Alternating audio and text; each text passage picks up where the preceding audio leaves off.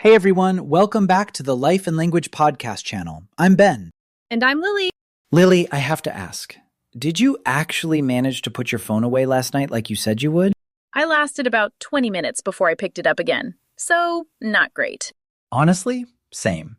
And that brings us perfectly to today's topic. Screens, phones, and whether all this scrolling is actually changing the way our brains work. It's something so many of us feel personally, right? Like, have you ever sat down to read a book or watch a long film and just couldn't focus? All the time. And before we dive in, we have a question for you. According to researchers, the average human attention span has changed significantly over the past 20 years. So here's the question. In the year 2000, the average attention span was measured at 12 seconds. What is it estimated to be now? Is it A, 8 seconds, B, 5 seconds, or C, 11 seconds? Ooh, I'm going to guess B, 5 seconds. That feels about right for me on a Monday morning. Ha! We'll find out if you're right a little later. But first, let's actually talk about what attention span means, because it's worth being clear.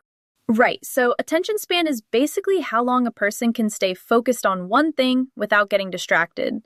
And the concern a lot of researchers have is that phones, especially the way apps are designed, are making that window shorter and shorter. Exactly. And there's a word that comes up a lot in this conversation, which is intermittent.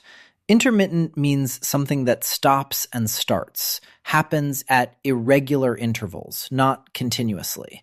So when you get a notification, then nothing, then another one 10 minutes later, that unpredictable pattern is intermittent.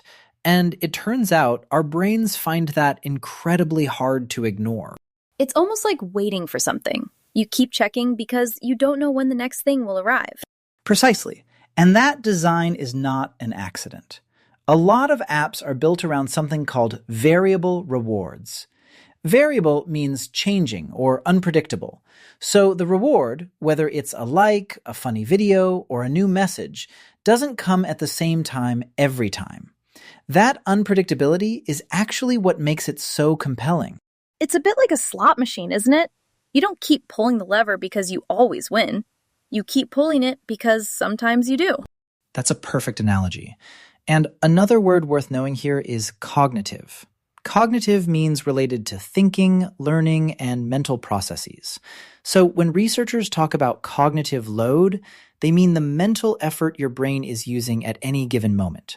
Switching between apps, responding to messages, watching a video, all of that adds to your cognitive load.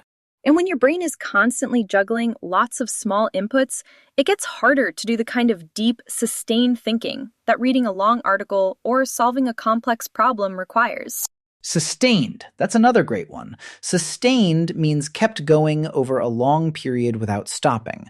So sustained concentration is exactly what a lot of people feel they're losing. Okay, so we're not the only ones thinking about this. We asked a few people what they've noticed about their own phone habits, and here's what they told us. I used to read novels all the time. Now I get to the end of a page and realize I haven't taken in a single word. My mind just wanders. Honestly, I don't think my phone is the problem. I just think life is busier now and there's more to keep track of. The phone actually helps me stay organized. I deleted social media for a month, and the difference was huge. I started finishing tasks instead of half doing 5 things at once. It was like my brain slowed down, in a good way. So, really different experiences there. Some people feel the phone is definitely affecting them. Others are less sure. Which is actually a really important point, because not everyone agrees that phones are the villain here. Some researchers push back on the idea that attention spans are simply getting worse, and say the reality is more nuanced. Nuanced. I love that word. Nuanced means something is more complex than it first appears. It has many small details or differences that are easy to miss. So the nuanced view here is that it's not just about phones making us worse at thinking. It's about how and why we use them. Right. There's a difference between passive consumption, just endlessly scrolling without a purpose, and active engagement, where you're using your phone to learn something, communicate meaningfully, or solve a problem. And there's a concept researchers call deep work. the ability to focus without distraction on something mentally demanding for a long stretch of time. The worry isn't that phones exist, it's that we're getting fewer and fewer opportunities to practice deep work, because we're always available, always connected. And that has real consequences. Studies suggest that people who regularly practice deep work tend to produce higher quality output, whether that's writing, problem solving, or creative thinking, than people who constantly multitask.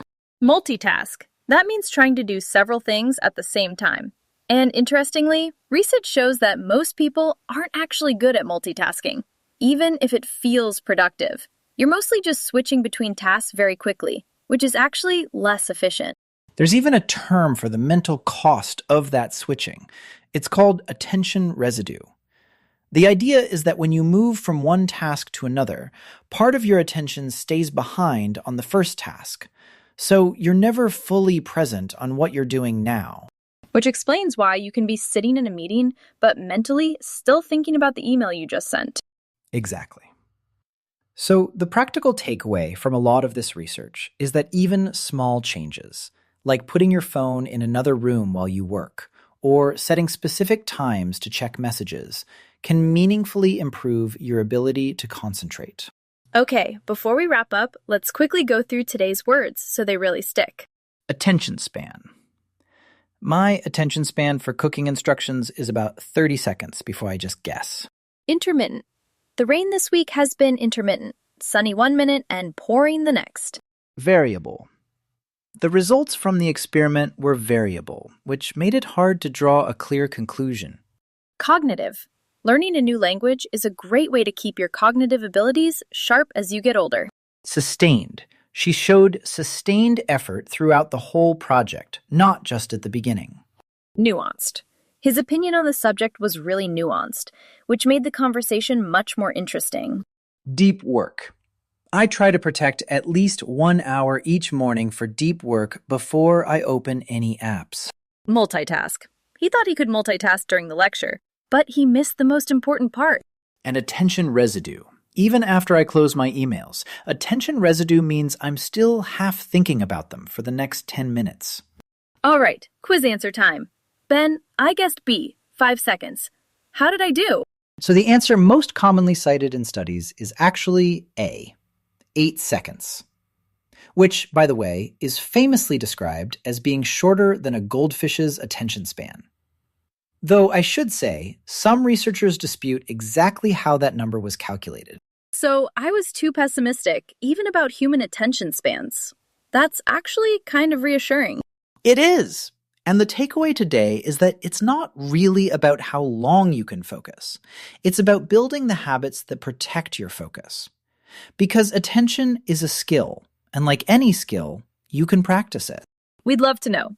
Do you feel like your phone affects your concentration? Let us know in the comments. And comment practice, and we'll reply with today's phrase. See you next time. Bye, everyone!